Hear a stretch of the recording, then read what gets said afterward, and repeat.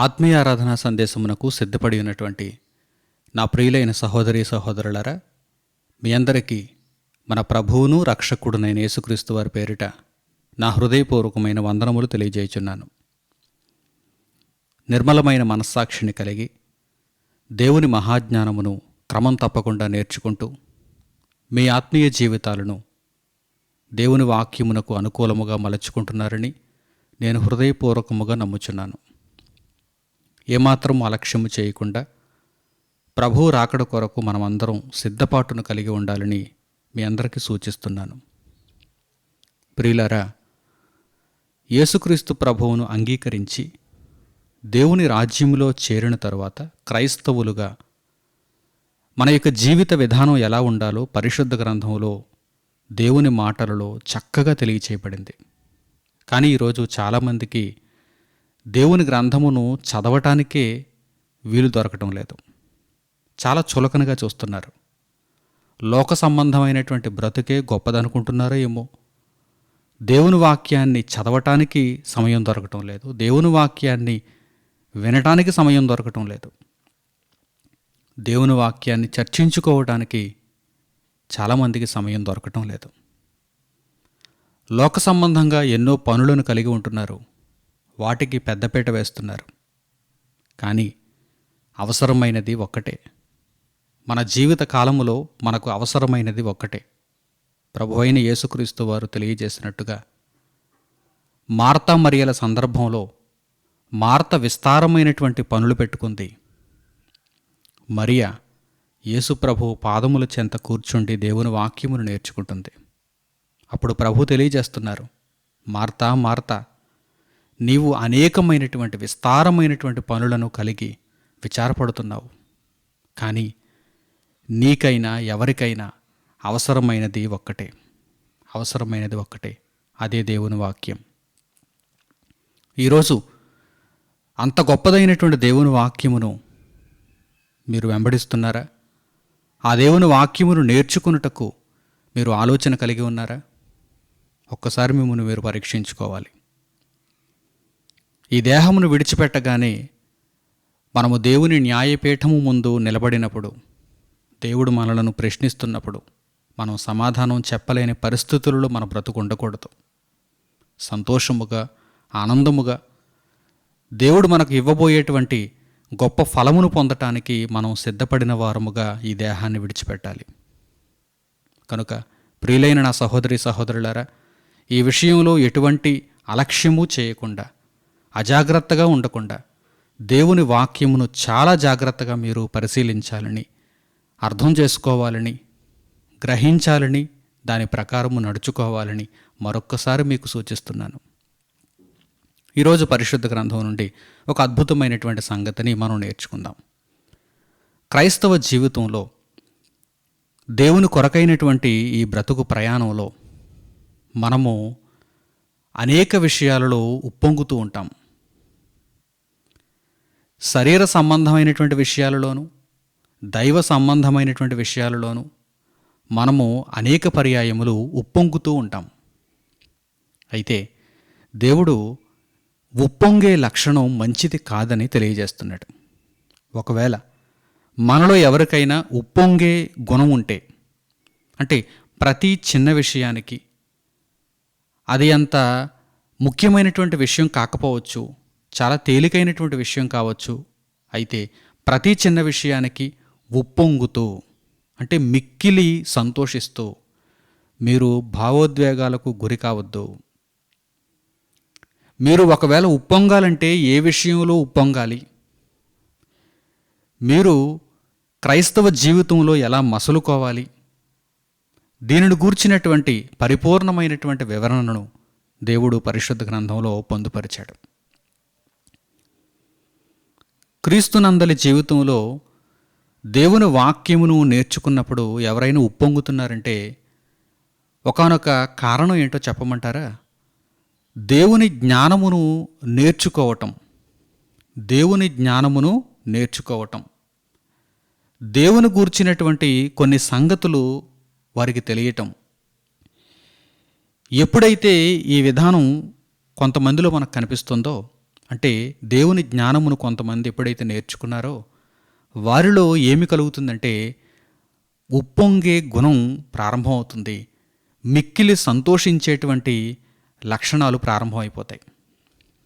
అందుకే పరిశుద్ధ గ్రంథంలో ఒక చక్కని సంగతి మనకు కనిపిస్తుంది. పౌలు గారు దేవుని జ్ఞానమును కలిగిన వారే, కాదనటం లేదు. కానీ దేవుని జ్ఞానమును కలిగి అక్కడితో మనం ఆగిపోతే మనము ఇంకా చాలా విషయాలలో లోపము కలిగిన వారముగానే ఉండిపోతాం. దేవుని జ్ఞానమును తప్పనిసరిగా నేర్చుకోవాలి. దేవుని జ్ఞానమును నేర్చుకున్న పిదప మనము ఏ విషయంలో పరిపూర్ణులము కావాలంటే పరిశుద్ధ గ్రంథంలో తెలియజేయబడింది. ఈ వాక్య భాగాన్ని మీరు చూడండి. ఆ తర్వాత దానిని వివరిస్తూ ముందుకు మిమ్మల్ని తీసుకుని వెళ్తాను. కొరింథీయులకు పౌలు గారు రాసినటువంటి మొదటి పత్రిక 8వ అధ్యాయము మొదటి వాక్యం నుండి చూడండి. పౌలు గారు కొరింథీయులకు రాసిన మొదటి పత్రిక 8వ అధ్యాయము మొదటి వాక్యం నుండి.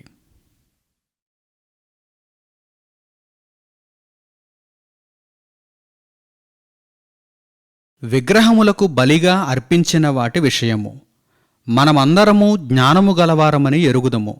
జ్ఞానము ఉప్పొంగజేయును గాని ప్రేమ క్షేమాభివృద్ధి కలుగజేయును. ఒకడు తనకేమైనను తెలియననుకొని ఉంటే తాను తెలుసుకొనవలసినట్టు ఇంకనూ ఏమీయూ తెలుసుకొనినవాడు కాడు. విగ్రహములకు బలిగా అర్పించిన వాటిని తినే విషయాన్ని గురించి అపోస్తలుడైన పౌలు గారు ఇక్కడ మాట్లాడుతున్నారు. విగ్రహములకు బలిగా అర్పించిన వాటిని తినవచ్చా తినకూడదా? ఇక్కడ ఈ విషయాన్ని ప్రధానంగా మనం ఆలోచన చేయగలిగితే పౌలు గారు ఈ విషయాన్ని వివరిస్తున్నారు. ఆ అధ్యాయంలో మీరు పూర్తిగా చదవగలిగితే ఆ వివరాలన్నీ కూడా మీకు అర్థమవుతాయి. మీకు చాలా సూక్ష్మంగా విషయం అర్థం కావాలంటే కొన్ని మాటలలో తెలియజేస్తాను, జాగ్రత్తగా వినండి. జ్ఞానము మరియు ప్రేమ, జ్ఞానము వర్సెస్ ప్రేమ, ఈ రెండింటికి ఎటువంటి వ్యత్యాసం ఉందో ఒక్కసారి మీరు గమనించాలి. జ్ఞానము ఉప్పొంగజేయును, ప్రేమ క్షేమాభివృద్ధిని కలుగు చేయును. జ్ఞానము ఉప్పొంగజేయును, ప్రేమ క్షేమాభివృద్ధిని కలుగు చేయును. చక్కగా మీరు ఆలోచన చేయాలి. విగ్రహములకు బలిగా అర్పించిన వాటిని తిను విషయంలో ఒక్కసారి మనము జ్ఞానమును ప్రేమను ఆలోచన చేయగలిగితే చక్కగా మనకు విషయం అర్థమవుతుంది. విగ్రహములకు బలిగా అర్పించిన వాటిని తినవచ్చా లేదా? జ్ఞానము కలిగిన వాడైతే ఏమంటాడో తెలుసా? జ్ఞానము కలిగినవాడు దేవుడు సృష్టించిన సృష్టిలో సమస్తము దేవుని వలన కలిగినదే. ఒక విగ్రహం ముందు మీరు దేవుని సృష్టిలోని ఏదైనా పదార్థాన్ని పెట్టినంత మాత్రాన అది అపవిత్రము కానేరదు. ఎందుకంటే విగ్రహములో ఏమీ లేదు, విగ్రహము వట్టిది. దేవుడు సృజించిన ప్రతి వస్తువు మంచిది. ఆ పదార్థానికి విగ్రహము వలన ఎటువంటి అపవిత్రత ఆపాదింపబడదు అని జ్ఞానము కలిగిన వాడు ఏం చేస్తాడంటే విగ్రహములకు అర్పించిన వాటిని తినటానికి ధైర్యం చేస్తాడు. ఎందుకంటే జ్ఞానికి సమస్త విషయములు తెలుసు. ఇవన్నీ కూడా, ఈ పదార్థాలన్నీ కూడా, ఆహార పదార్థాలన్నీ కూడా దేవుని వలన సృష్టింపబడినవని, విగ్రహములలో ఏమీ లేదని, విగ్రహములు వట్టివని, విగ్రహము ముందు ఒక పదార్థాన్ని పెట్టినంత మాత్రాన ఆ పదార్థానికి విగ్రహము వలన అపవిత్రత ఏమీ ఆపాదింపబడదని జ్ఞానికి తెలుసు గనుక జ్ఞాని ఏం చేస్తాడు? ఉప్పొంగుతూ మిక్కిలి సంతోషిస్తూ తింటాడు, ధైర్యం చేస్తాడు. కానీ జ్ఞానముతో పాటు ప్రేమను కలిగినవాడు, జ్ఞానముతో పాటుగా ప్రేమను కలిగినవాడు ఏం చేస్తాడంటే క్షేమాభివృద్ధి కొరకు ఆలోచన చేస్తాడు. క్షేమాభివృద్ధి కొరకు ఆలోచన చేస్తాడు. అతనికి జ్ఞానము ఉంది, ప్రేమ ఉంది. విగ్రహములకు బలిగా అర్పించిన వాటిని తినే విషయంలో మనం ఉదాహరణకు ఆ విషయాన్ని చూడగలిగితే జ్ఞానము మరియు ప్రేమ కలిగిన వాడు ఉప్పొంగడు. జ్ఞానము మరియు ప్రేమ కలిగిన వాడు ఉప్పొంగడు. విషయం అంతా తెలుసు, కానీ నేనిప్పుడు తినవచ్చా తినకూడదా? నా చుట్టూ బలహీనమైనటువంటి మనస్సాక్షి కలిగిన వారుంటే, బలహీనులైనటువంటి సహోదరుల ముందు నేను ఒకవేళ విగ్రహములకు అర్పించిన వాటిని తింటే వారి యొక్క బలహీనమైనటువంటి విశ్వాసము వలన వారు ప్రభువు నుండి దూరం అయిపోయేటువంటి అవకాశం ఉన్నది. అదే కదా పౌలు గారు ఆ అధ్యాయంలో తెలియజేస్తున్నారు. ఒకవేళ నేను మాంసము తినడమే ఒక సహోదరునికి ఆటంకం అయితే నా జీవిత కాలంలో ఇక ఎన్నడూ నేను మాంసము తినను అంటున్నారు ఆయన. మాంసము తినకూడదని కాదు, మాంసము తినాలో తినకూడదు అన్న జ్ఞానము పౌలు గారిలో ఉంది, కానీ పౌలు గారిలో ప్రేమ కూడా ఉన్నది. కేవలము జ్ఞానము మాత్రమే ఉన్నవాడు ఏం చేస్తాడు? ఉప్పొంగుతాడు, మిక్కిలి సంతోషిస్తాడు, విజృంభిస్తాడు, సంతోషంలో విజృంభిస్తాడు. అయితే ప్రేమ ఉన్నవాడు, జ్ఞానము లేనివాడని కాదు, జ్ఞానముతో పాటుగా ప్రేమ ఉన్నవాడు సంఘ క్షేమాభివృద్ధి కొరకు ఆలోచన చేస్తాడు. అంటే తన చుట్టూ సంఘజీవులు ఉన్నారు, తన చుట్టూ తనతో పాటుగా కొంతమంది మనుషులు జీవిస్తున్నారు. వారు విశ్వాసమందు బలహీనులు కావచ్చు. మరి అలాంటప్పుడు వారికి జ్ఞానము లేనప్పుడు వారి ఎదుట నా జ్ఞానమునకు సంబంధించినటువంటి ప్రవర్తనను నేను ప్రదర్శిస్తే వారు విశ్వాసహీనులైపోయే ప్రమాదం ఉంది, క్రీస్తు మార్గంలో నుండి వెళ్ళిపోయే ప్రమాదం ఉన్నది. కనుక నేను జ్ఞానమును ప్రేమను కలిగి క్షేమాభివృద్ధి కొరకు ఆలోచన చేయాలి అనుకుంటాడు. చూసారా, ఒకడు తనకు ఏమైనను తెలియను అనుకుంటే తాను తెలుసుకొనవలసినట్టు ఏమీ తెలిసినవాడు కాడు. నాకంతా తెలుసు, నేను జ్ఞానిని అనుకుంటే అతడు ఇంకా అసంపూర్ణుడే అని పౌలు గారు ఇక్కడ మాట్లాడుతున్నారు. నాకు సమస్త విషయములు తెలుసు, నేను జ్ఞానిని, లోకములను గూర్చి నాకు తెలుసు, దేవదూతలను గూర్చి నాకు తెలుసు, ఈ ప్రకృతిలో ఉన్నటువంటి సమస్త సృష్టిని గూర్చి నాకు తెలుసు, దేవుని సంకల్పమును గూర్చి నాకు తెలుసు, అపవాదిని గూర్చి నాకు తెలుసు. ఇలా ప్రతి విషయాన్ని నేను అర్థం చేసుకున్నాను, ప్రభువును గూర్చినటువంటి విషయాలన్నీ కూడా నాకు అర్థమయ్యాయి అని ఒకరు అనుకుంటే వారికి జ్ఞానం ఉంది, కానీ వారు ఇంకా సంపాదించుకోవలసిందేంటి? ప్రేమ. జ్ఞానము ఉప్పొంగజేయును. అన్ని విషయాలు మనకు అర్థమైపోతే మనలను ఉప్పొంగజేస్తుంది, ఆ జ్ఞానము మనలను ఉప్పొంగజేస్తుంది. కానీ ప్రేమ క్షేమాభివృద్ధిని కలుగజేస్తుంది, క్షేమాభివృద్ధిని కలుగజేస్తుంది. జాగ్రత్తగా మీరు అర్థం చేసుకోవాలి. ఒక పాఠశాలలో ఉన్నటువంటి విద్యార్థి ముందుగా అన్నీ చదివేసుకున్నాడు అనుకోండి, ఆ తరగతి గదిలో మిగిలినటువంటి విద్యార్థులందరికంటే అతడు ముందే అన్ని పాఠాలు నేర్చేసుకున్నాడు అనుకోండి, అతడు ఎలా ఫీల్ అవుతాడు? అతని యొక్క ఆలోచన ఎలా ఉంటుంది? ఉప్పొంగుతూ ఉంటాడు. నాకు అన్నీ తెలుసు. ఇదిగో తరగతి గదిలో 30 మంది ఉంటే ఈ 30 మందిలో ఎవరికీ తెలియదు, నాకు అన్ని విషయాలు తెలుసు అని అతడు ఉప్పొంగుతాడు. కేవలం జ్ఞానం మాత్రమే ఉంటే. కానీ ప్రేమ కూడా ఉంటే అందరికీ ఈ విషయాలు నేర్పించాలి. నా ఒక్కడికే తెలిస్తే ఎలా? నాతో పాటు ఈ తరగతి గదిలో ఉన్నటువంటి మిగిలిన 30 మంది కూడా నాకు తెలిసినటువంటి విషయాలను నేర్చుకోవాలి, అప్పుడే నేను సంతోషంగా ఉండగలను అనుకుంటాడు. అతడు ప్రేమ కలిగిన వాడు. కొంతమందిని మనం అబ్జర్వ్ చేస్తూ ఉంటాం. అప్పుడప్పుడు తరగతి గదిలో మనతో పాటు కూర్చుంటారు. మాస్టారు పాఠాలు చెబుతున్నప్పుడు మాస్టారు కంటే ముందే వీరే చెప్పేస్తూ ఉంటారు. ఎందుకంటే ముందే వీరు ఆ పాఠాలను నేర్చేసుకున్నారు. మాస్టారు చెబుతూ ఉంటే వీరి యొక్క ఆ ఉబలాటం ఆగదు. మన ముందు దానిని అంతటిని వారు ప్రదర్శిస్తూ ఉంటారు. ఇదిగో ముందే నాకు తెలుసు, ఇప్పుడు ఏ ఫార్ములా వేస్తారో తెలుసు, ఇప్పుడు ఏ స్టెప్ వేస్తారో తెలుసు, ఆన్సర్ ఏంటో నాకు తెలుసు అంటారు. చాలా ఉప్పొంగిపోతూ ఉంటారు. మిగిలిన విద్యార్థులందరూ అలా నోరేళ్ళబెట్టి చూస్తారు. అరే వీడికి అన్నీ తెలిసిపోయాయి, ముందుగా అన్నీ తెలిసిపోయాయి, చాలా మేధావిలా ఉంది, చాలా జ్ఞానిలా ఉంది, ఇలా అనుకుంటారని ఆ తెలివినంతటినీ కూడా ప్రదర్శిస్తూ ఉంటాడు, జ్ఞానమునంతటినీ కూడా ప్రదర్శిస్తూ ఉంటాడు. అంటే అదేంటన్నమాట? ఉప్పొంగే తత్వం, మిక్కిలి సంతోషం.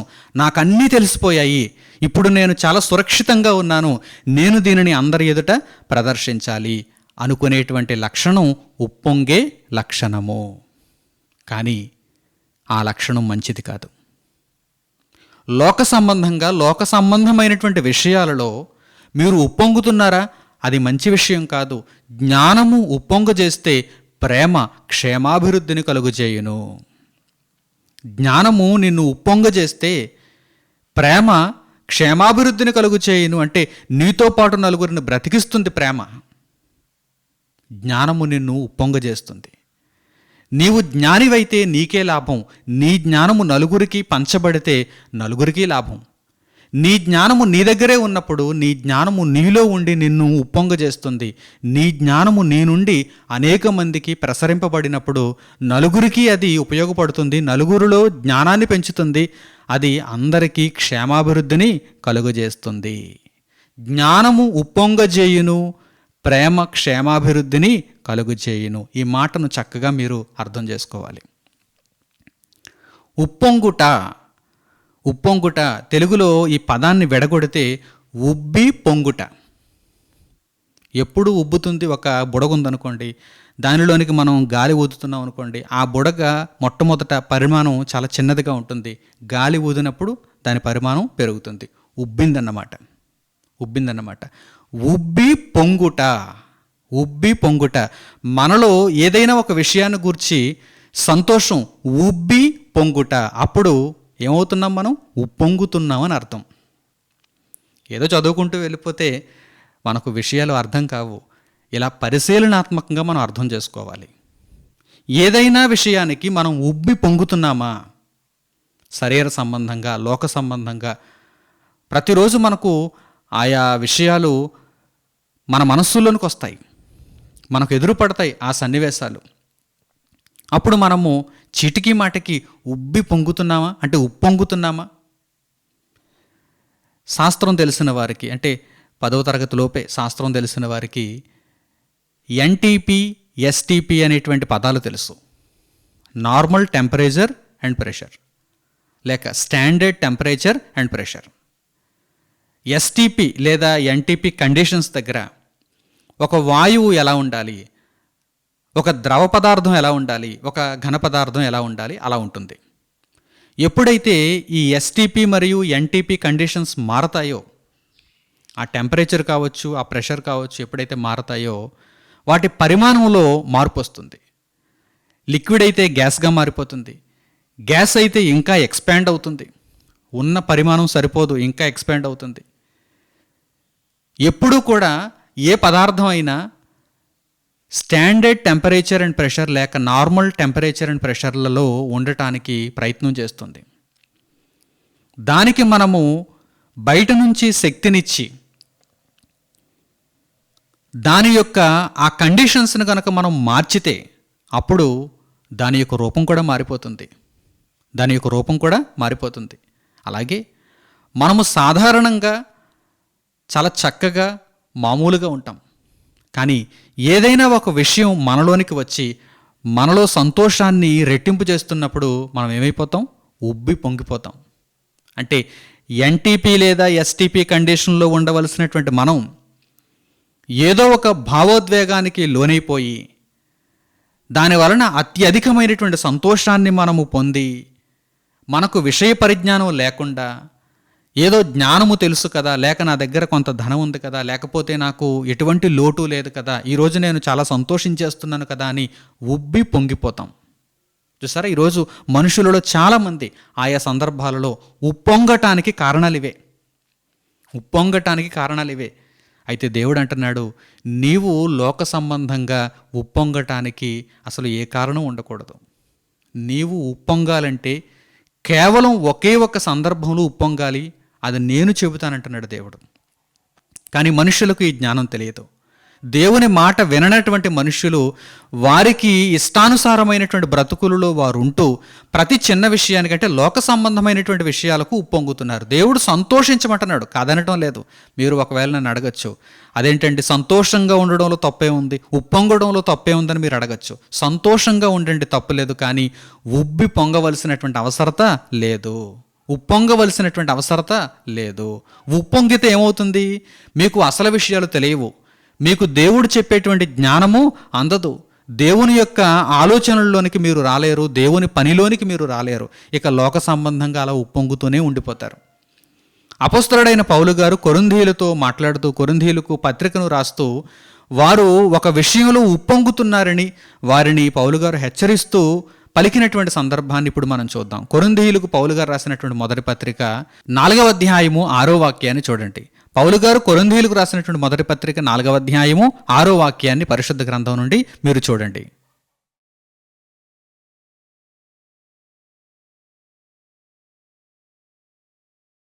సహోదరులారా, మీరు మమ్మును చూచి లేఖనములయందు వ్రాసియున్న సంగతులను అతిక్రమింపకూడదని నేర్చుకొని మీరొకని పక్షమున మరి ఒకని మీద ఉప్పొంగకుండునట్లు ఈ మాటలు మీ నిమిత్తమై నా మీదను అపొల్లో మీదను పెట్టుకొని సాదృశ్య రూపముగా చెప్పియున్నాను. పౌలుగారు ఇక్కడ కొరింథీయులకు లేఖనం రాస్తూ ఏమంటున్నారు చూడండి. నా మీదను అపొల్లో మీదను సాదృశ్య రూపముగా పెట్టుకొని మీకు ఈ సంగతులను వివరించాను అని చెబుతూ ఏమంటున్నారు కొరింథీయులతో? మీరు ఒకని పక్షముగా మరొకని మీద ఉప్పొంగుతున్నారు, ఇది మంచిది కాదు. మీరు ఒకని పక్షముగా మరొకని మీద ఉప్పొంగుతున్నారు అంటే కొరింథీయులలో పార్టీలు ఏర్పడ్డాయి. పౌలు గారి పార్టీ ఒకటి, అపోల్లో గారి పార్టీ ఒకటి, కేఫా పార్టీ ఒకటి, యేసుక్రీస్తు పార్టీ ఒకటి. ఇలా విభజించుకుని పోయారు. మేము ఫలానా ఆయనకు సంబంధించిన వారం, మాకు ఆయనంటేనే ఇష్టం, మేము ఆయన బోధ మాత్రమే వింటాం, ఆయన చెప్పినట్టుగానే నడుచుకుంటాం, మిగిలిన వారితో మాకు పని లేదు. ఇలా వారు ఒకరితో ఒకరు విభేదించుకుంటున్నారు. అప్పుడు పౌలు గారు ఈ పత్రికను వ్రాస్తూ ఈ సందర్భాన్ని ప్రస్తావించాల్సి వచ్చింది. కొరింథీయులారా, మీరు ఎలా ఉన్నారంటే, క్లోయే ఇంటి వారి వలన ఈ విషయం నాకు తెలిసింది. మీరు ఎలా ఉన్నారంటే ఒకరి పక్షముగా మరొకరి మీద ఉప్పొంగుతున్నారు, ఇది మంచిది కాదు. ఒకరి పక్షముగా మరొకరి మీద ఉప్పొంగుతున్నారు, ఏదో జ్ఞానం ఉందని, కొన్ని మాటలు మీకు అర్థమయ్యాయని, పరిశుద్ధ గ్రంథంలో వ్రాయబడినటువంటి సంగతులలో కొంత మట్టుకు మీరు నేర్చుకున్నారని. అంతా నేర్చుకున్నవారైతే కాదు. అంతా నేర్చుకున్నవారైతే ప్రేమతో ఉంటారు, క్షేమాభివృద్ధి కొరకు ఆలోచన చేస్తారు. కొంత నేర్చుకొని మీకున్నటువంటి జ్ఞానముతో మీరు ఉప్పొంగుతున్నారు, అది మంచిది కాదని పౌలు గారు ఇక్కడ మాట్లాడుతున్నారు. ఈరోజు ప్రపంచవ్యాప్తముగా నామకార్థ క్రైస్తవులను పిలవటానికి వీలు లేదు. నామకార్థ క్రైస్తవులు, వారిలో ఈ దుర్గుణం లేదా? సంఘాలలో ఎవరికి వారు బ్యాచ్లుగా వారు ఏర్పాటైపోయి, మేము ఫలానా ఆయనకు అభిమానులం, ఆయన మాటలే వింటాం, ఆయన ప్రసంగాలు చాలా బాగుంటాయి, ఆయనంటే మేము పడి చచ్చిపోతాం, ఆయనకు మేము వీరాభిమానులం, మా హీరో ఆయన. ఇలాంటి మాటలు నేడు సంఘాలలో మనకు వినిపిస్తూ ఉన్నాయి. ఎవరి మీదో అసూయతో కాదు, ఎవరి మీదో కోపంతో కాదు, వ్రాయబడిన మాటలను ఒక్కసారి మీరు చూడండి. మన శిరస్సు క్రీస్తు, మిగిలిన వారందరూ కూడా దేవుని జతపనివారు, దేవుని పనిలో సహాయకులు. మనము కూడా వారి వలె దేవుని పనిలో సహాయకులుగా ముందుకు వెళ్ళాలి. నా ప్రియులైన సహోదరి సహోదరులారా, జ్ఞానము మనలను ఉప్పొంగజేయుచున్నప్పుడు మనము వెంటనే బ్రేకులు వేయాలి, వెంటనే కంట్రోల్ చేసుకోవాలి. మనము ప్రేమ కలిగిన వారముగా ఉండాలి, క్షేమాభివృద్ధి కొరకు ఆలోచన చేయాలి. మన చుట్టూ ఉన్న వారి యొక్క క్షేమాభివృద్ధి కొరకు మనము ఆలోచన చేయాలి. ఒకరి పక్షముగా మరొకరి మీద ఉప్పొంగుట అనేది మంచి విషయం కాదు. ఒకరిని వెనకేసుకుని వస్తూ మరొకరిని కించపరచడం అనేది మంచి విషయం కాదు. అది ఒక క్రైస్తవునిలో ఉండవలసినటువంటి లక్షణము కానే కాదు. కనుక ఈ విషయాన్ని మీరు మనస్సులో పెట్టండి, ఒక్కసారి ఆలోచించండి. ఇప్పటి వరకు మీ జీవిత విధానంలో ఈ విషయంలో మీరు తప్పటడుగులు వేశారేమో, మీరు దేవునికి ప్రతికూలంగా ఆలోచన చేశారేమో. ఒక్కసారి మిమ్మల్ని మీరే పరీక్షించుకోండి. ఇక మీదట అలా ఉండకూడదని మీరు నిర్ధారించుకోండి. ఒకరి పక్షముగా ఒకరు ఉప్పొంగుట అనేది మంచి విషయం కానే కాదు. అలాగే శరీర సంబంధమైనటువంటి దుర్గుణములలో ఉప్పొంగుట అనేది ఒకానొక లక్షణముగా పేర్కొనబడింది. శరీర సంబంధమైనటువంటి చెడ్డ గుణములు, శరీర సంబంధముగా ఏ విధముగా అయితే మనం ప్రవర్తించకూడదో అటువంటి లక్షణాలను గూర్చి పరిశుద్ధ గ్రంథంలో వ్రాయబడింది. ఆ లక్షణాలలో ఒకానొకటి ఏమిటంటే ఉప్పొంగుట, ఉబ్బి పొంగుట. సంతోషం ఎక్కువైపోయిందా? ఎవరి మీదనో అభిమానం ఎక్కువైపోయిందా? ఒకరి పక్షముగా ఒకరు ఉప్పొంగుతున్నారా? జ్ఞానము తెలుసని ఉప్పొంగుతున్నారా? మీ చుట్టూ ఉన్నటువంటి మిగిలిన సహోదరులను మీరు పట్టించుకోవటం లేదా? వారి క్షేమాభివృద్ధి కొరకు మీరు ఆలోచన చేయటం లేదా? వారు విశ్వాసములో బలహీనులని వారి పక్షముగా మీకు ఏమాత్రం ఆలోచన లేదా? ఒక్కసారి గమనించండి. పరిశుద్ధ గ్రంథంలో వ్రాయబడినటువంటి సంగతిని మీరు చూడండి. శరీర సంబంధమైనటువంటి దుర్గుణములలో ఇది కూడా ఒకటి, చెడ్డ లక్షణములలో ఉప్పొంగుట కూడా ఒకటి. మీరు దీనిని ఇప్పటి వరకు తేలిగ్గా తీసుకున్నారేమో, నేను ఉప్పొంగుతున్న మంచి విషయమే అనుకుంటున్నారేమో. లేదు, పరిశుద్ధ గ్రంథంలో దేవుని వాక్యమును బట్టి మీరు చక్కగా ఆలోచన చేయగలిగితే ఉప్పొంగుట అనేది మంచి లక్షణం కానే కాదు. కొరింథీయులకు పౌలు గారు రాసినటువంటి 2వ పత్రిక 12వ అధ్యాయము 19వ వాక్యం నుండి మీరు చూడండి. పౌలు గారు కొరింథీయులకు రాసినటువంటి 2వ పత్రిక 12వ అధ్యాయము 19వ వాక్యం నుండి.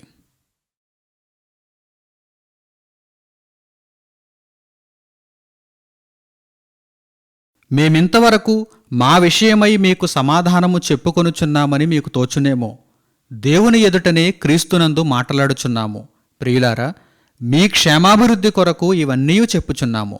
ఎందుకనగా ఒకవేళ నేను వచ్చినప్పుడు మీరు నాకిష్టులుగా ఉండరేమో అనియు, నేను మీకిష్టుడనుగా ఉండనేమో అనియు, ఒకవేళ కలహమును, అసూయయు, క్రోధములను, కక్షలును, కొండెములను, గుసగుసలాడుటలను, ఉప్పొంగుటలను, అల్లరులను ఉండునేమో అనియు, నేను మరలా వచ్చినప్పుడు నా దేవుడు మీ మధ్య నన్ను చిన్నబుచ్చునేమో అనియు, మునుపు పాపము చేసి తాము జరిగించిన అపవిత్రత, జారత్వము, పోకిరీ చేష్టల నిమిత్తము మారుమనస్సు పొందని అనేకులను గూర్చి దుఃఖపడవలసి వచ్చునేమో అనియు భయపడుచున్నాను. పౌలుగారిలో ఒక భయం ఉంది. అదేంటంటే, కొరింథీయులు ఈ పత్రిక ద్వారానైనా సరిచేయబడతారా లేదా? కొరింథీయులు ఈ మాటలు చదువుకున్న తర్వాతనైనా, ఈ మాటలు విన్న తర్వాతనైనా తమ ప్రవర్తనను సరిదిద్దుకుంటారా లేదా? నేను మరలా కొరింథీయుల మధ్యలోనికి వెళ్ళినప్పుడు ఇంకా వారు ఆ చెడ్డ లక్షణాలనే కలిగి వారు జీవిస్తూ ఉంటారా? అటువంటి పరిస్థితిని చూడవలసి వస్తుందేమోనని పౌలు గారు ఎంత భయపడుతున్నారో చూడండి. ఆ భయాన్ని ఆ మాటలలో తెలియజేస్తూ వారిలో మార్పును కోరుకుంటున్నారు పౌలు గారు. వారిలో మార్పును కోరుకుంటున్నారు. మీరందరూ క్షేమంగా ఉండాలని, మీరందరూ క్షేమంలో వృద్ధి నొందాలని నేను కోరుకుంటున్నాను అని పౌలు గారు మాట్లాడుతూ, నేను మరలా తిరిగి మీ వద్దకు వచ్చినప్పుడు మీలో నేనేం చూడాలి? ఆత్మఫలములను చూడాలి, శరీర కార్యములను కాదు. నేను మరలా తిరిగి మీ వద్దకు వచ్చినప్పుడు మీలో నేను చూడవలసినది ఆత్మఫలములే తప్ప శరీర సంబంధమైనటువంటి కార్యక్రమాలు కానే కాదు. మీలో ఇంతకు మునుపైతే కలహములున్నాయి, కక్షలున్నాయి, ఒకరి మీద ఒకరు కొండెములు చెప్పుకుంటున్నారు, ఉప్పొంగుటుంది, మత్సరపడిపోతున్నారు, అనేక విషయాలలో మీరు తప్పిపోతున్నారు. విగ్రహారాధన, జారత్వము, అపవిత్రత, కాముకత్వము, వీటన్నింటితో మీరు నిండిపోయారు. నేను మరలా మీ యొద్దకు వచ్చినప్పుడు కూడా మీలో ఇటువంటి కార్యక్రమాలనే చూస్తే నాకెంత బాధ కలుగుతుంది. అలాంటి కార్యక్రమాలనే చూస్తానేమో అనేటువంటి భయం ఇప్పుడు నాలో ఉన్నదని పౌలు గారు ఆ పత్రికలో మాట్లాడుతున్నారంటే విషయాన్ని మీరు అర్థం చేసుకోవాలి. మనలో ఏమాత్రము కూడా ఆ దుర్లక్షణాలు ఉండనే కూడదని దేవుడు కోరుకుంటున్నాడని మనం అర్థం చేసుకోవాలి. ప్రభువైన యేసుక్రీస్తు తన రెండవ రాకడలో వచ్చుచున్నప్పుడు మనలో వీటిని చూస్తే ఆయన ఎంత బాధపడతాడు చెప్పండి. మనకు ఎంత మంచి జ్ఞానాన్ని దేవుడు అనుగ్రహించాడు, ఎంత చక్కని మార్గాన్ని దేవుడు అనుగ్రహించాడు. ఇంకనూ మనము మందులముగా ఉండి ఏమాత్రము దేవుని వాక్యాన్ని అర్థం చేసుకోకుండా, దేవుని యొక్క వాక్యమును నిర్లక్ష్య పెడుతూ మనలను మనమే నాశనమునకు నడిపించుకోవటం ఏమాత్రం తగదు కదా, ఏమాత్రం తగదు కదా. కనుక ప్రభువు రెండవ రాకడలో ఆయన వచ్చేసరికి, లేక మనము మరణమై వెళ్ళేసరికి ఎలా ఉండాలి? మనలో ఎటువంటి శరీర కార్యము కనిపించనేకూడదు, ఎటువంటి శరీర కార్యము కనిపించనేకూడదు. ఆ శరీర కార్యములలో ఒకానొకటి ఉప్పొంగుట.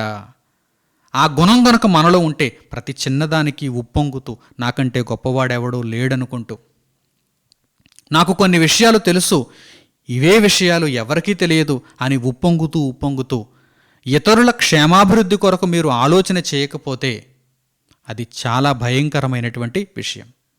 కనుక జ్ఞానము కలిగి మాత్రమే మీరు ఉండిపోతే మీరు ఉప్పొంగుతారు, దేవునికి దూరం అయిపోతారు. మీ వలన మీ చుట్టూ ఉన్నటువంటి సహోదరులకు ఎటువంటి క్షేమము, వృద్ధి కలుగదు. కానీ మీరు ప్రేమ కలిగిన వారైతే, జ్ఞానముతో పాటు ప్రేమ కలిగిన వారైతే మీరు ఇతరుల క్షేమాభివృద్ధి కొరకు తప్పకుండా ఆలోచన చేస్తారు. అలాగే పౌలు గారు కొలస్సీయులకు రాసినటువంటి పత్రికలో కూడా ఈ విషయాన్ని గురించి ఆయన ప్రస్తావించారు. శరీర సంబంధమైనటువంటి మనస్సు కలిగిన వారు మాత్రమే ఉప్పొంగుతారు. మాటిమాటికి ఉప్పొంగేవారు ఎవరు? శరీర సంబంధమైనటువంటి మనస్సు కలిగిన వారు. ఒకరి పక్షముగా, ఒకరి మీద ఉప్పొంగుతున్నారంటే అర్థం ఏంటన్నమాట? వారు శరీర సంబంధమైనటువంటి మనస్సు కలిగిన వారు, అది ఆత్మ సంబంధమైనటువంటి మనస్సు కాదు. ఒకవేళ మీరు ఎవరిలోనైనా ఈ గుణాన్ని చూస్తే వెంటనే మీరు తెలుసుకోవాలి, ఇది ఆత్మ సంబంధమైన మనస్సు కానే కాదు, ఇది శరీర సంబంధమైన మనస్సు. వీరు కేవలం ఉప్పొంగుతున్నారు. వారికి తెలిసిన దానిని బట్టి మాటి మాటికి డప్పు కొట్టుకుంటూ వారు కేవలం ఉప్పొంగుతున్నారంటే వీరు శరీర సంబంధమైనటువంటి మనస్సు కలిగిన వారే తప్ప ఆత్మ సంబంధమైన మనస్సు కలిగిన వారు కారని మీరు రూఢిపరుచుకోవాలి. దేనిని బట్టి? ఇదిగో ఇప్పుడు మీరు చూడబోయే వాక్యాన్ని బట్టి. కొలస్సీయులకు పౌలు గారు రాసినటువంటి పత్రిక 2వ అధ్యాయము 18వ వాక్యం నుండి చూడండి. పౌలు గారు కొలస్సీయులకు రాసినటువంటి పత్రిక 2వ అధ్యాయము 18వ వాక్యం నుండి.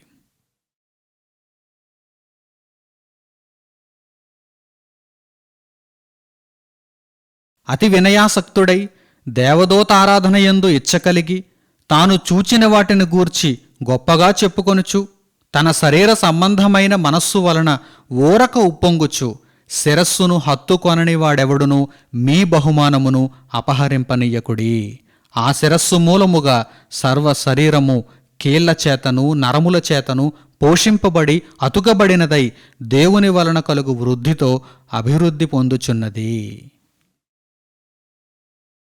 అతి వినయాసక్తుడై, వారిని చూడగానే అతి వినయంతో ఉన్నట్టుగా కనిపిస్తుంది, కానీ వారు ఊరకనే ఉప్పొంగుతూ ఉంటారు. శరీర సంబంధమైనటువంటి మనస్సుతో వారు ఉంటారు.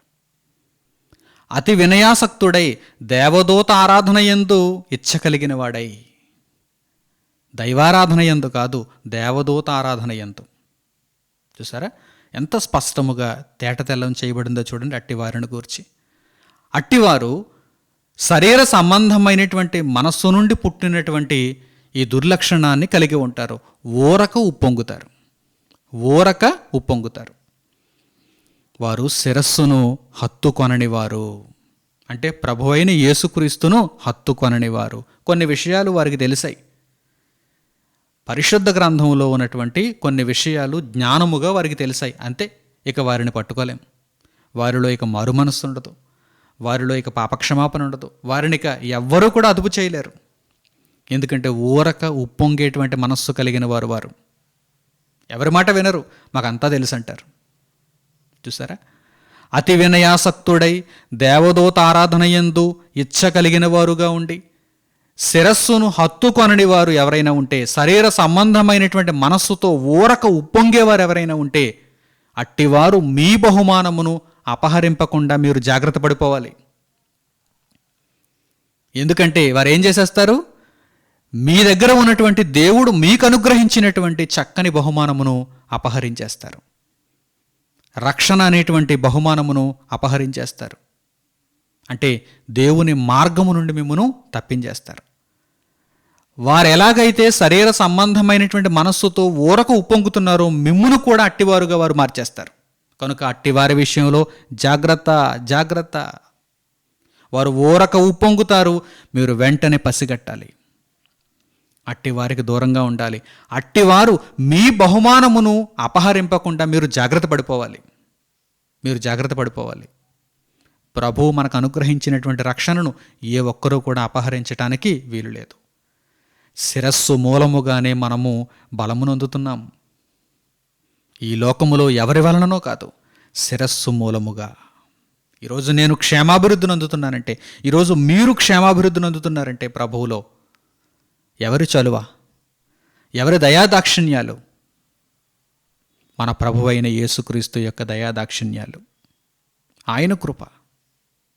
కనుక ఆ శిరస్సు మూలముగా మనము క్షేమాభివృద్ధిని పొందాలి.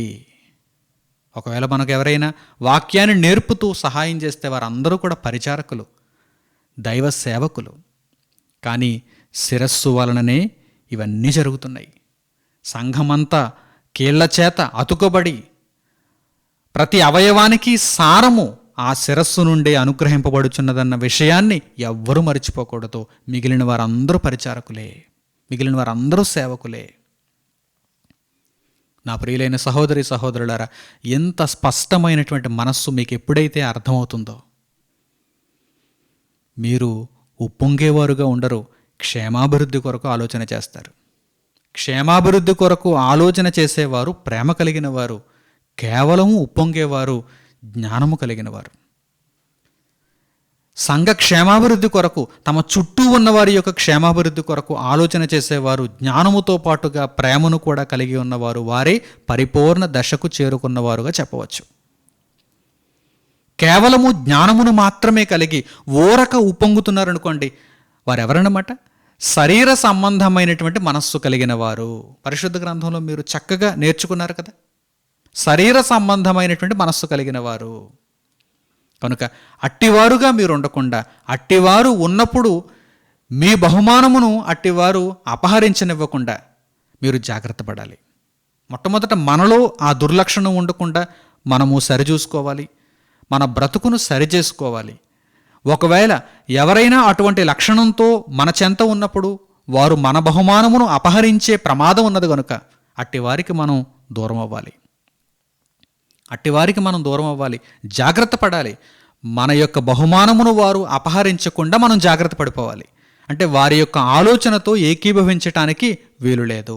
వారు ఉప్పొంగుతున్నట్టుగా, కొంత జ్ఞానమును కలిగి ప్రేమ లేకుండా వారు ఉప్పొంగుతున్నట్టుగా వారిని మనము వెంబడించి వారి వలె ప్రవర్తించటానికి వీలు లేదు. దేవుని వాక్యానుసారముగా మాత్రమే మనం ప్రవర్తించాలి. మనకు క్షేమాభివృద్ధి కలగాలంటే ఎవరి వలన కలుగుతుంది? శిరస్సు వలన కలుగుతుంది. ఆ శిరస్సుతో మనం అనుసంధానంలో ఉండాలి. శిరస్సును విడిచిపెట్టేయకూడదు. యేసుక్రీస్తు ప్రభు అనేటువంటి శిరస్సును వదిలిపెట్టేయకూడదు. ఆయనతో సంబంధం లేదని చెప్పకూడదు. ఆయన లేకపోతే మనకు రక్షణ ఏది? ఆయన లేకపోతే మనకు పరలోకపు మార్గం ఏది?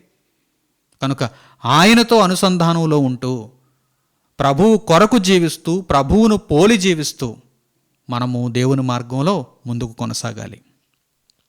ఇక ఒకవేళ ఈ భూమి మీద మన జీవిత కాలంలో ఒక క్రైస్తవునిగా, దేవుని బిడ్డగా మనం ఉప్పొంగాలంటే ఒకే ఒక్క విషయంలో ఉప్పొంగటానికి అవకాశం ఉంది. ప్రారంభంలో మీకు చెప్పాను. ఏ విషయం అది? ఎందులో మనం ఉప్పొంగవచ్చు? ఆ విషయాన్ని ఇప్పుడు పరిశుద్ధ గ్రంథంలో మనం చూద్దాం. ఆత్మానుసారముగా, ఆత్మానుసారముగా, శరీర సంబంధమైన మనస్సుతో కాకుండా ఆత్మానుసారముగా ఎలా మనం ఉప్పొంగవచ్చో, ఏ విషయంలో ఉప్పొంగవచ్చో పరిశుద్ధ గ్రంథంలో తెలియచేయబడింది. ఈ ఒకే ఒక్క విషయంలో తప్ప మిగిలిన ఏ విషయంలోనూ మీరు అతిగా ఉప్పొంగటానికి, ఉబ్బి పొంగటానికి వీలు లేనేలేదు. మన జీవిత కాలంలో ఆయా సందర్భాలు, ఆయా సన్నివేశాలు మనకు ఎదురవుతూ ఉంటాయి. ఇంటిలో ఏదో ఒక ఫంక్షన్ జరుగుతుంది, ఉప్పొంగవలసిన అవసరం ఏమీ లేదు.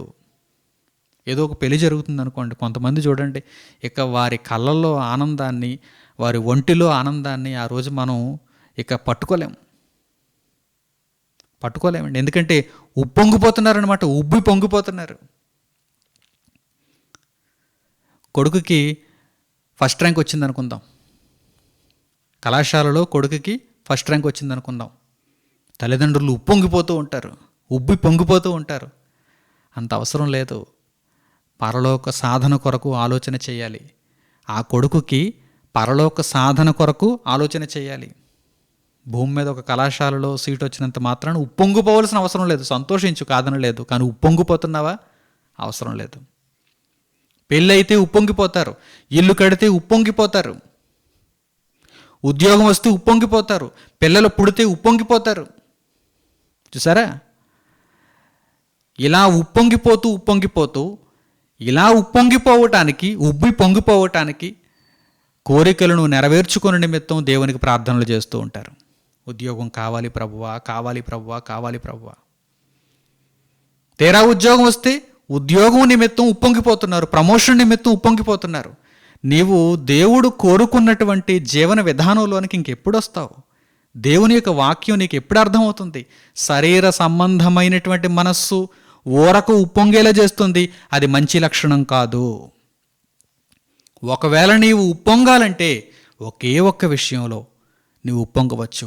అది ఆత్మానుసారముగా, దేవుడు కోరుకున్న విధానంలో, దైవ వాక్యానుసారముగా నీవు సంతోషించాలి. మిక్కిలి సంతోషించేటువంటి అవకాశం అందులో మాత్రమే ఉంది. ఎందులో? ఇప్పుడు చూద్దాం. పరిశుద్ధ గ్రంథంలో కొరింథీయులకు పౌలు గారు రాసిన 2వ పత్రిక 7వ అధ్యాయము 4వ వాక్యాన్ని చూడండి.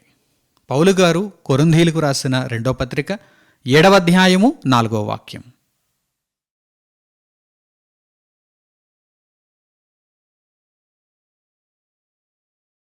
మీ ఎడల నేను బహుధైర్యముగా మాట్లాడుచున్నాను. మిమ్మును గూర్చి నాకు చాలా అతిశయము కలదు. ఆదరణతో నిండుకొని ఉన్నాను. మా శ్రమ ఎంతటికి మించిన అత్యధికమైన ఆనందముతో ఉప్పొంగుచున్నాను. పౌలు గారు ఈ లేఖను రాస్తూ ఆయనే అంటున్నారు, నేను ఉప్పొంగుచున్నాను అంటున్నారు. చాలా సంతోషంతో నిండిపోయినట్టున్నారు. దేనిని బట్టి? మిమ్మును బట్టి. మిమ్మును బట్టి నేను చాలా ధైర్యంగా ఉన్నాను. మిమ్మును బట్టి నేను చాలా ఉప్పొంగుతున్నాను, మిక్కిలి సంతోషంతో ఉన్నానంటున్నారు పౌలు గారు. అంటే ఈ భూమి మీద మన జీవిత కాలంలో ఎప్పుడైనా మనం ఉప్పొంగవలసినటువంటి పరిస్థితి దైవ చిత్తానుసారముగా, వాక్యానుసారముగా, ఆత్మ విషయమై రావాలి అంటే, కలగాలి అంటే ఏ విషయంలో కలగాలి? ఒక ఆత్మను మనము రక్షించి, ఆ ఆత్మను మనము నిలబెట్టి, ఆ ఆత్మ దేవుని కొరకు బ్రతుకుచున్నప్పుడు, ఫలిస్తున్నప్పుడు అప్పుడు మనం ఉప్పొంగాలి. చూసారా ఎంత మంచి కారణమో? ఇది కూడా క్షేమాభివృద్ధికి సంబంధించినదే. ఇది కూడా ప్రేమ వలన కలిగేటువంటి ఫలమే. ఒకవేళ మనము సంతోషించవలసినటువంటి సమయం, మిక్కిలి ఆనందించవలసినటువంటి సమయం ఆసనం అవ్వాలంటే కనుక దేని విషయంలో? మనము ఎవరికైనా వాక్యాన్ని నేర్పించి, చీకటి నుండి వారిని వెలుగులోనికి రప్పించి, క్రీస్తు ప్రభువును వారికి రక్షకునిగా పరిచయం చేసి, వారు దేవుని కొరకు నిలబడి, వారు దేవుని కొరకు ఫలిస్తున్నప్పుడు వారు పరలోకానికి వెళతారనేటువంటి చక్కని నిశ్చయత కలిగినప్పుడు మనం సంతోషించగలం. ఎందుకంటే ఒక ఆత్మను అగ్నిలో నుండి నేను కాపాడాను. ఒక ఆత్మను అగ్నిలో నుండి నేను కాపాడాను. ఎంత సంతోషం చెప్పండి. ఈ సంతోషం ఈ భూమి మీద మిగిలినటువంటి సంతోషాలతో పోల్చదగినది అసలు? ఒక బర్త్డే ఫంక్షన్లో కానీ, ఒక మ్యారేజ్ ఫంక్షన్లో కానీ, లేక ఒక హౌస్ ఇనాగ్రేషన్ ఫంక్షన్లో కానీ, ఒక ఉద్యోగం వచ్చినప్పుడు కానీ, పిల్లలు పుట్టినప్పుడు కానీ, ఈ సంతోషాలన్నింటితో ఈ గొప్పదైనటువంటి సంతోషాన్ని అసలు మనం పోల్చగలమా? ఒక ఆత్మ దిక్కు మొక్కు లేనటువంటి పరిస్థితులలో, క్రీస్తు ప్రభు యొక్క రక్షణ తెలియనటువంటి పరిస్థితులలో, పాపపు జీవితంలో కొట్టుమిట్టాడుతూ ఉన్నప్పుడు అట్టివారికి జీవపు వెలుగును వాక్యము ద్వారా ప్రకాశింపజేసి, యేసుక్రీస్తు ప్రభు యొక్క రక్షణను పరిచయం చేసి వారిని కాపాడినప్పుడు, సాతాను బంధకముల నుండి వారిని విడిపించినప్పుడు, వారు దేవుని కొరకు నిలబడి దేవుని కొరకు వారు బ్రతుకుతున్నప్పుడు, దేవుని సేవార్థమై వారు ఫలిస్తున్నప్పుడు ఎంత ఆనందం చెప్పండి, ఎంత ఆనందం చెప్పండి. ఆ విషయంలో మాత్రమే మనం ఉప్పొంగటానికి పరిశుద్ధ గ్రంథము అవకాశాన్ని ఇచ్చింది. నిజంగా ఆ విషయంలో మనం ఉప్పొంగాలంటే ఎంత కష్టపడాలి, ఎన్ని శ్రమలను అనుభవించాలి, ఎన్ని నిందలు పడాలి, ఎన్ని అపవాదులను మనం భరించాలి చెప్పండి. ఒక ఆత్మను దేవుని కొరకు మనము చీకటిలో నుండి వెలుగులోనికి తీసుకుని వచ్చి దేవుని మార్గంలో నిలబెట్టి దేవుని కొరకు ఫలింపచేయటం అంటే అంత సులభమా? ఎన్నో కష్టాలను మనం భరించాలి, ఎంతో త్యాగం మనలో ఉండాలి, ఎంతో నిబద్ధత మనలో ఉండాలి, ఎంతో అర్పణతో కూడిన జీవితం మనలో ఉండాలి. అప్పుడు మాత్రమే ఆత్మను మనము రక్షించగలం, ఆత్మను దేవుని యొద్దకు చేర్చగలం. ఒక మనిషిని పాపపు జీవితం నుండి పవిత్రతలోనికి తీసుకుని రావటం అంటే అది చాలా గొప్ప విషయం. అది చాలా గొప్ప విషయం. అలాంటి విషయాలలో మీరు సంతోషించాలి, మిక్కిలి సంతోషించండి, మిక్కిలి సంతోషించండి. కనుక పరిశుద్ధ గ్రంథంలో వ్రాయబడినటువంటి సంగతులన్నీ కూడా చక్కగా మీకు అర్థమయ్యాయని నేను భావిస్తున్నాను. శరీర సంబంధమైనటువంటి విషయాలలో ఇక ఏమాత్రము మీరు ఉప్పొంగేవారుగా ఉండరని నేను కోరుకుంటున్నాను. ఆత్మల రక్షణార్థమై ఇక మీదట మీ ఆలోచనను అంతా ఉంచుతారని నేను ఆశిస్తున్నాను. దేవుని వాక్యానుసారముగా నడుచుకుంటూ మీ ప్రవర్తనను సరిదిద్దుకొని కేవలము జ్ఞానము కలిగిన వారుగా మాత్రమే ఉండిపోతే ఊరక ఉప్పొంగుతారని మీకు తెలియజేస్తూ, అటువంటి వారుగా ఉండకుండా ప్రేమ కలిగిన వారై మీ చుట్టూ ఉన్న వారి యొక్క క్షేమాభివృద్ధి కొరకు మీరు ఆలోచన కలిగి ఉంటారని నేను మనస్ఫూర్తిగా కోరుకుంటూ ఈ సందేశమును ఇంతటితో నేను ముగిస్తున్నాను. తండ్రి అయిన దేవునికి ప్రార్థనలో ఏకీభవించండి. పరిశుద్ధుడు అయిన మా కన్న తండ్రి, మీరు అనుగ్రహించినటువంటి చక్కని వాక్య జ్ఞానము కొరకు, మీ ప్రేమ సందేశము కొరకు మా హృదయపూర్వకమైన కృతజ్ఞతాస్తుతులు మీకు చెల్లిస్తున్నాము. దేవా, మీ మాటలను కేవలము వినువారు మాత్రమై ఉండి మమ్మల్ని మేము మోసపుచ్చుకొనకుండా మీ మాటల ప్రకారము ప్రవర్తిస్తూ మీ చిత్తమును నెరవేర్చగలుగుటకు మాకు సహాయమును అనుగ్రహించండి. తండ్రి, మీ మాటలను ఎన్ని నేర్చుకున్నా ఇంకనూ మేము నేర్చుకోవలసినటువంటి సంగతులు ఎన్నో ఉన్నాయి. తండ్రి, జ్ఞానమును పొందుతూ యేసుక్రీస్తు ప్రభు అనే శిరస్సును హత్తుకున్న వారమై ప్రేమ కలిగి ఎదుటివారి క్షేమాభివృద్ధి కొరకు నిరంతరము ఆలోచన చేస్తూ ఒకవేళ మేము ఉప్పొంగాలంటే ఆత్మల రక్షణలో తండ్రి మీతో పాటు మాత్రమే సంతోషించగలిగేటువంటి భాగ్యమును మాకు అనుగ్రహించమని మిమ్మల్ని కోరుకుంటున్నాం. ఈ మాటలు విని పరివర్తన చెంది పాత జీవితాన్ని, పాత మనస్సును విడిచిపెట్టి నూతన హృదయముతో మీ చెంతకు వచ్చినటువంటి మీ బిడ్డలందరికీ మీ కృపా కనికరములు తోడుగా ఉంచమని మీ పాదముల యొద్ద మిమ్మల్ని బ్రతిమిలాడుకుంటూ క్రీస్తు ప్రభువు ద్వారా మీరు మాకు అనుగ్రహించిన రక్షణ నిమిత్తం మరొక్కసారి మిమ్మల్ని స్తుతిస్తూ మహిమపరుస్తూ మా ప్రార్థనా మనవులను మా ప్రభువును రక్షకుడునైన యేసుక్రీస్తు వారి పేరిట మిమ్మల్ని వేడుకొనుచున్నాము తండ్రి. ఆమెన్. క్రీస్తునందు అత్యంత ప్రియులైన సహోదరి సహోదరులారా, మీరెంతవరకు ఆత్మీయ ఆరాధన సందేశము ద్వారా దేవుని ఉన్నతమైన విషయములను విని నేర్చుకున్నారు. ఈ కార్యక్రమం ప్రతి ఆదివారం సాయంత్రం 7 గంటలకు మీకు ప్రసారమవుతున్నది. వారంలో ప్రతిరోజు ప్రసారం అవుతున్నటువంటి దేవుని కార్యక్రమాలను గూర్చి మీరు సవివరంగా తెలుసుకోవాలనుకుంటే తప్పకుండా మా వెబ్సైట్ను మీరు దర్శించండి. మా వెబ్సైట్ చిరునామా www.sutotal.com. మీకు ఆత్మ సంబంధముగా ఎటువంటి సందేహాలున్నా వాట్సాప్ ద్వారా కూడా మీరు మమ్మల్ని సంప్రదించవచ్చు. మా వాట్సాప్ నంబర్ 8978414178. ప్రకటనలు ఇంతటితో సమాప్తం. మన తండ్రి అయిన దేవుని ప్రేమ, మన రక్షకుడైన యేసుక్రీస్తు వారి కృప, పరిశుద్ధాత్ముని అన్యోన్య సహవాసము మనందరికీ సదాకాలము తోడై మనలను నడిపించునుగాక. ఆమెన్. అందరికీ వందనములు. సెలవు.